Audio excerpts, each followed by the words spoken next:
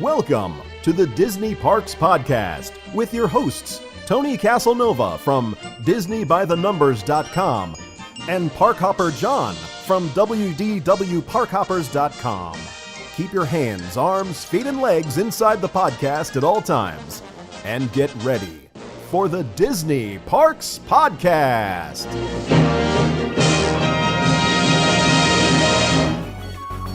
And now, the Disney Parks Podcast Infotainment segment.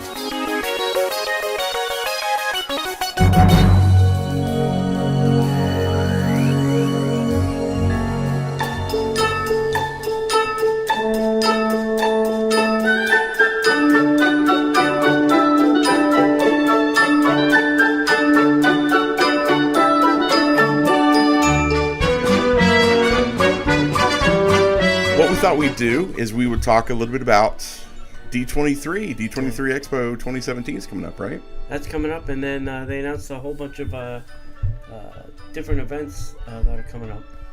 Very excited about some of that. Some of it some of it's a little pricey, as always.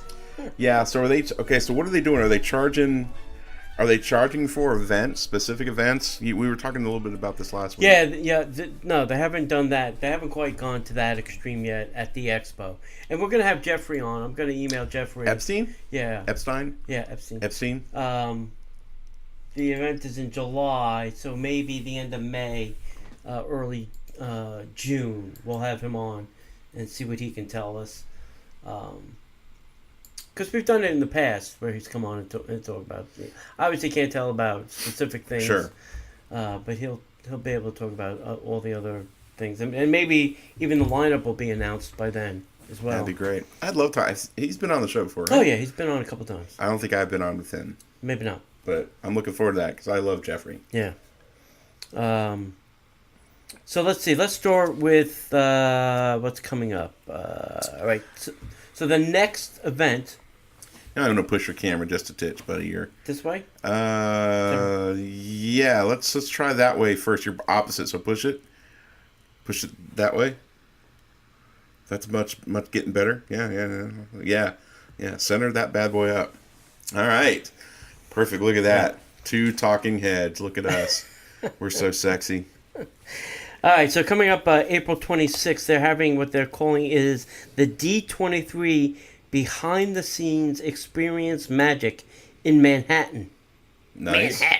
Manhattan, yo. Manhattan, New York. Get your Manhattan on.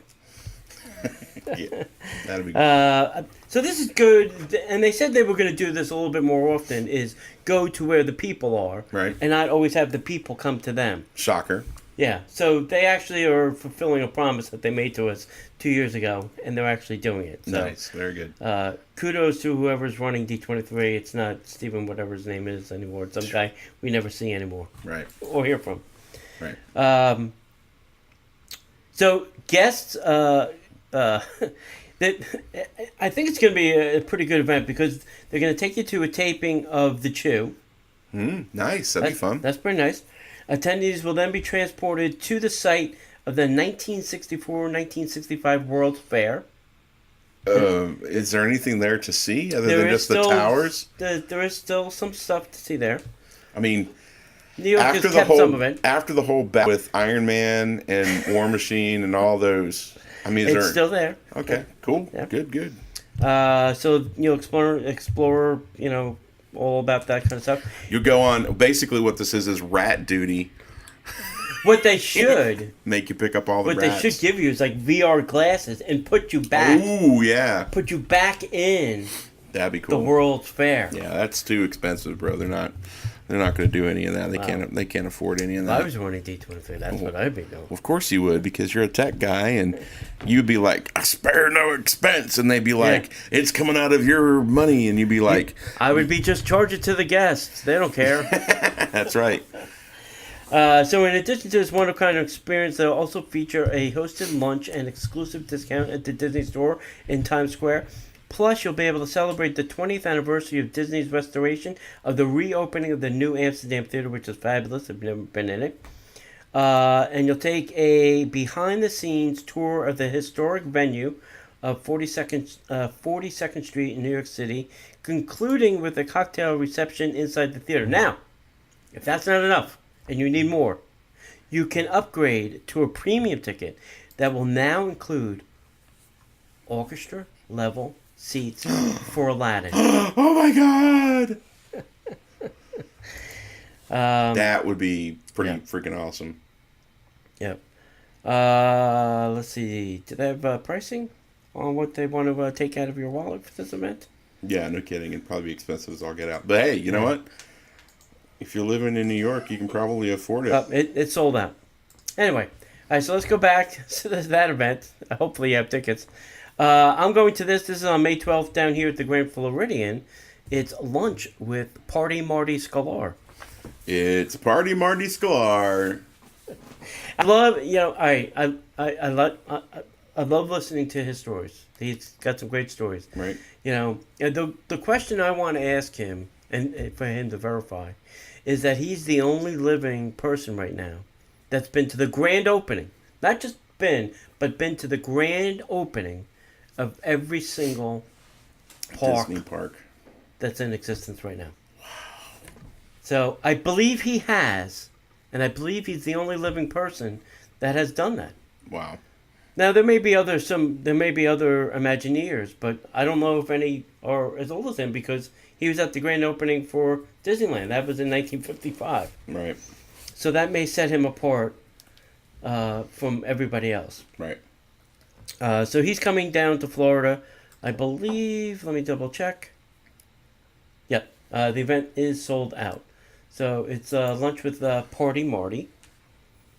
And it'll be interesting to hear his stories and what he's got going on. Also, it's very interesting when you go, they usually have like a Q&A, and they open up and somebody will ask, what's the one attraction that you thought should be built that never got built?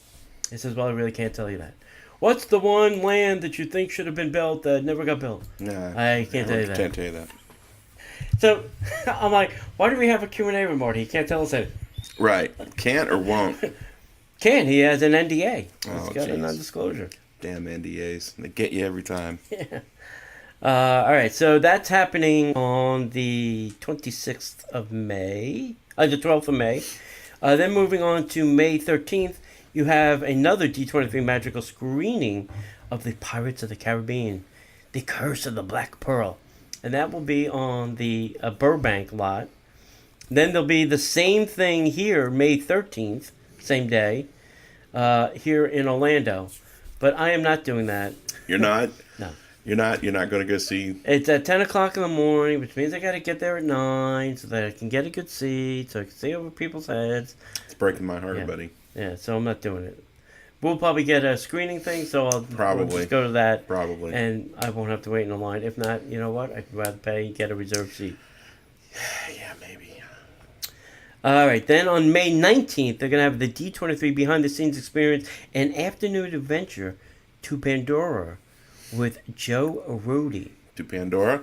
Yeah. So Pandora? Pandora. So that happened already. Oh, how'd that work out for him? I think it was probably pretty good. Yeah, good for them. June 3rd, they're having a D23 behind-the-scenes experience, a return to Walt's birthplace, all the way back in Chicago. Nice. Yeah, so... I wonder how many people are thinking they're going to Marceline, Missouri. Probably a lot. You're not going to Marceline, kids. Hopefully they check their airline ticket. Read your history books. Yeah. We've had on the director of that project, Dusty. Yeah. We had him on this podcast. We should probably bring him back. Yeah, probably. Get an update. Yep. And find out what's new and exciting. What's new and exciting in his world, as Tony Caselnova would put it. Yeah. I know Beatrice. Our buddy Beatrice. Yeah, bought a window. Yes, she did. She got talked into buying a window by my wife. Yeah. Yeah. Yeah. She owns a window on the building. She owns a window. It's the Beatrice window. Beatrice Beanie window. Yeah, she did. Yep. She dropped a lot of money that night. Yes. I was very shocked and happy for her. Yeah. But she dropped a lot of money on that night. Yeah. August 19th, in Burbank, they're having Disney's Afternoon on Delight? On the lot. It's the Disney Afternoon Delight. Listen, if you get a chance, you have to go to the Disney Studio lot. Yeah. It is... If you're a huge Disney fan, it's very hard to explain when you're standing in a place that you've seen pictures of Walt, with his hands on his hip, Yeah. Looking out over the lot. And when you stand in the same place that picture was taken, you're like... Yeah, it's a whole nother level of geekdom. Yeah. You're like, oh, can I kiss the ground? Can I rub it? Is there any Walt DNA left here? Probably not. Yeah, probably That not. stuff has been pressure washed so many times. Yeah, or if it's grass, it's probably just dirt now. Yep. If you get a chance to do it, they do give you the D23 does a great job of giving you a tour of the lot, too. They don't leave anything out. You actually go into the Imagination Building. We had lunch at the commissary. They'll take you to Roy O. Disney Theater, where they cool. screen all the movies and things like that. That'd be cool. Yeah, it's a lot of fun. If you get a chance to do it, it's well worth whatever they're charging for that event. After that, on September 9th, they're giving the official Walt Disney Studio Tour presented by D23. Nice. And then in September, they got a couple to be announced behind the magic scene. But they just announced this, and I think May... Let me see if I can pull this up real quick. They have two events happening for the 35th anniversary of Epcot. 35 years. 35 Epcot. Let's see. Oh, wait, Epcot. I've got some Epcot music here. There we go. Welcome to 35 years of Epcot. So they're having what they're calling the D23 Faniversary. Faniversary. Celebration. 35 years of Epcot. Faniversary. See. Yeah. So tickets will go on May 2nd. Right? Tuesday. Yep. At 10 a.m. And it'll be $135 per person. That's not too And bad. from what I can surmise from this, it'll be probably early in the morning, probably from 9 to about noon. Right. You'll get a boxed lunch, and then they will set you free and let you go. You get a box lunch, and you get a box lunch. So you'll the way it was for the 30th was a whole bunch of presentations by Disney legends and whatnot. Right. That you couldn't videotape, you couldn't audio tape, you couldn't take pictures in. Yeah. Couldn't do anything except listen. I hope they record all that stuff because my fear is that they're not, and They do, good. but we never see it. Of course not. But somebody has it. As long as it's in the archives, Yeah. I don't care. Yeah. So that will be the morning, and then what they're doing at night, if you want to really go whole hog, and Epcot is your magical place. It is during Food and Wine. They are having what they're calling a progressive dinner celebration. So for a mere $250 per person. So it's the $135 plus another $250. $1 and a... Oh, it's in addition to... $135 for And the $250? daytime, and then another $250 for the nighttime. Oh, God, I thought it was like $250 you get the daytime and the nighttime. No.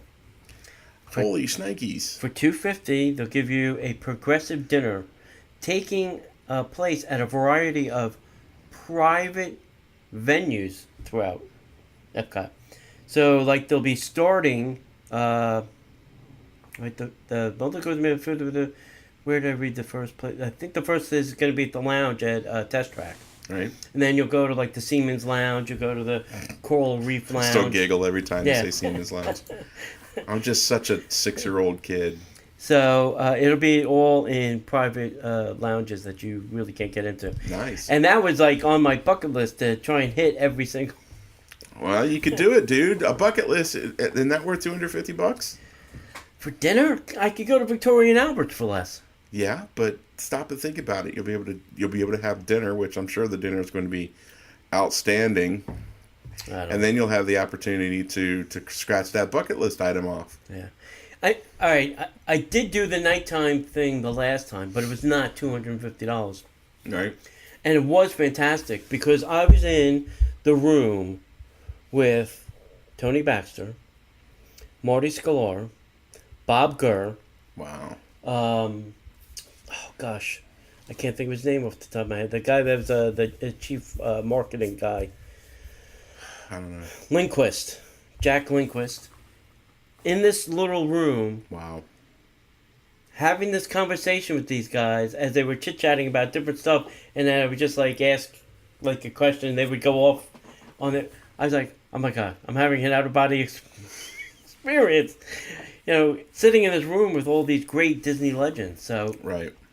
And they do say here that, in addition, you know, Disney luminaries will be also joining the group. Well, that's cool.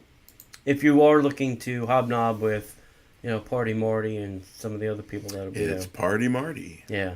Definitely go do that. They've announced the Sip and Stroll for here. Food and wine? Yep. D23's Sip and Stroll. Wow. Is... it's also very pricey, if I'm not mistaken, Shocking. for like glasses of wine. I don't think it's anything more. It's $125 per person. For a couple hours? Let's see. It does not say. Check on me from 10 to 30. You'll get a culinary. You'll have something at the Festival Center at 2 p.m. A culinary demonstration and tasting from 2:30 to 4:30, and then guests will have VIP viewing to whatever Eat the Beat at 5, and then a dessert, and that's it. You're out. So there's no like walk from one place to another and drink? I don't know where the Sip and Stroll part comes in. Because I guess you're going from place to place within. I guess within that park. Yeah. That's crazy. Yeah. They haven't announced there's going to be some kind of Halloween thing on the studio lot to be determined in Burbank. Then they have a... I will not go to. November 18th, D23's magical screening series, The Many Adventures of Winnie the Pooh, right here in Orlando, Florida. Sweet. You're not going to go for that? No. You're not doing that? Fair enough. In November, in Burbank, they're going to have lunch with some Disney legend to be determined. Mm-hmm. Then December, they got Light Up the Season with D23 in Burbank, and then the D23 holiday event at Walt Disney World. Now, I don't think they did one last year, so I'll be interested. I did the one a few years ago, and that's how I got into Cinderella's Castle Suite. Well, there you go. How much is that? It's usually $1.25. Yeah. $1.25, $1.35. Yeah. Well. So, I mean, that's a lot of pretty good stuff that they... Yeah, and you know what's funny is how D23 can churn out all these events with times, money, and then they only have one or two TBD.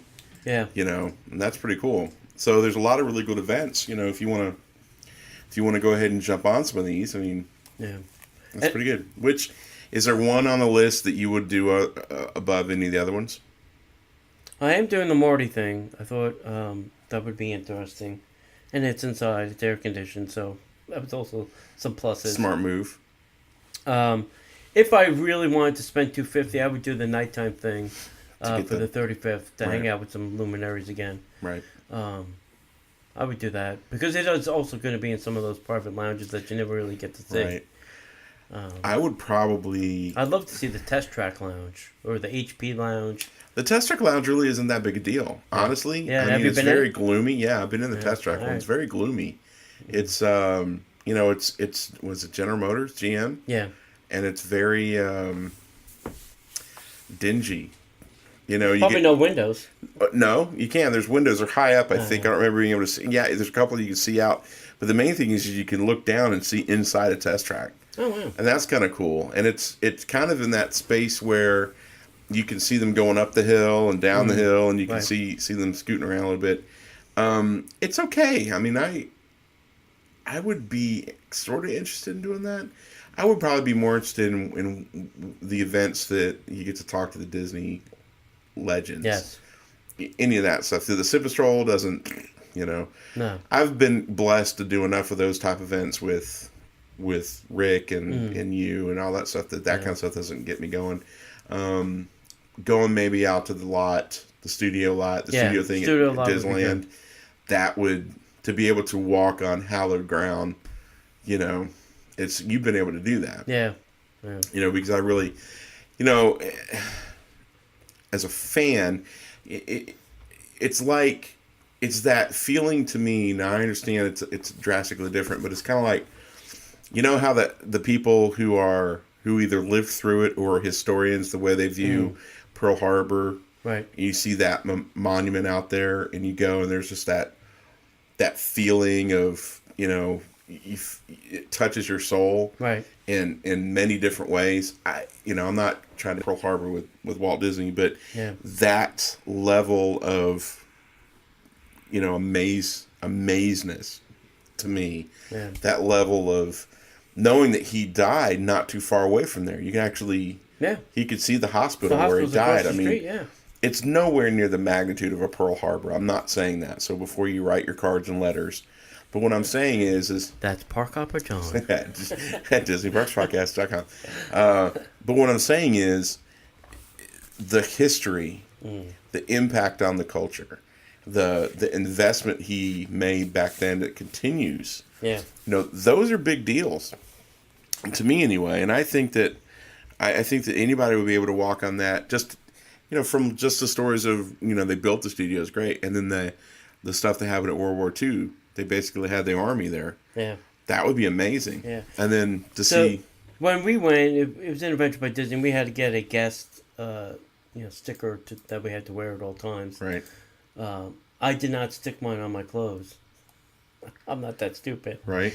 I put mine in my lanyard that I had. Right. And I still have mine because I'm like, when am I going to get another studio sticker? And that counted? Yeah. Yeah. It was visible all day, and they didn't have a problem with it. So I still have mine. It's in that book right over there. That's awesome.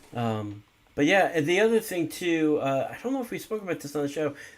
Disney's got a Northern California Adventure by Disney now. They have the Southern one, which does like Disneyland, Muppet Studio, all those kind of things, and it takes you to the studio. Now they have a Northern one, which goes to the Family Museum in San Francisco. Yes, for a day, and then takes you. You're gonna like this part, John. Takes you to Lucas Ranch. Oh. And you get to spend the night. You spend the whole entire day going around Lucas Studio, all the different things, aspects, ILM, right? How they make the effects, the sound effects, all that stuff, the Foley room, all that kind of stuff. You see the Yoda statue, and then you sleep in. There's a hotel room there. Yeah. You sleep. Yeah. In a room at Lucas. Now that is not a normal hotel. No, it's only for visitors of the ranch, of Lucas Ranch, who are working on productions and things like that. So who knows who you could be sleeping next to? That's right. Spielberg or Tom Hanks. Well, why not sleeping next to those guys? Those guys probably stay with George. Probably in his ranch house. Probably.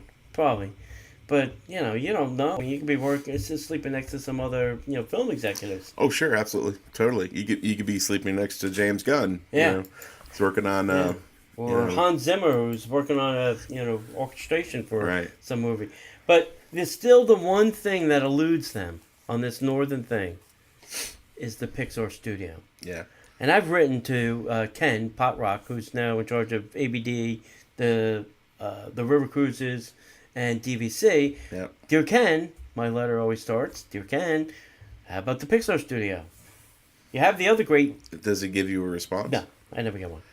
Probably, honestly, because that's not what... what's this John Lasseter wants. Probably not. But I think you can at least bring people into the Steve Jobs building. Give them a quick tour of the lobby, yada, yada, yada. Let them do a little shopping in the gift store, the employee store, and then throw us out. I'd be happy with that. Mm-hmm. That would be just to go in the building without being arrested.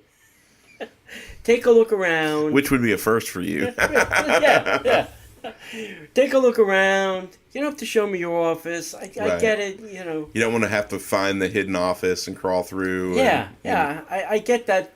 That's the the Pixar legend. It's one thing to be invited into the living room. It's another thing to jump up and go into the master bedroom and hide under the bed. Yeah, I totally get that. So, and the commissary's right there. I don't know, maybe buy us some lunch or something. Maybe. Yeah. That's all. I'm just asking to be in the building for a while. and buy something from the store. Right. That I can't get at Anywhere the Disney else. store. Yeah. Right. Understood. Yeah. Because I have some Apple things. Sure. That I went to the Apple employee store. Sure. You know, Sure. you can't get those online. You know? Sure. And I think Apple's missing that whole boat. Totally. If they put merchandise online, Yeah. it'd be a whole nother money stream for them. Yeah, totally. You know. To all you Apple heads out there. Mm-hmm. So let's ask the question: what do you want to do on this list of really cool things from Disney D23? What do you think would be cool? What would you be interested in? Let us know. Write us over at DisneyParksPodcast@gmail.com. Let us know what you guys think. And maybe, who knows, maybe we'll one day be able to change Ken's mind and we'll all be able to go to the Pixar studios. And maybe one day, something we should talk about in a future show, maybe we'll be able to go to Apple because Disney's part of Apple now. All right?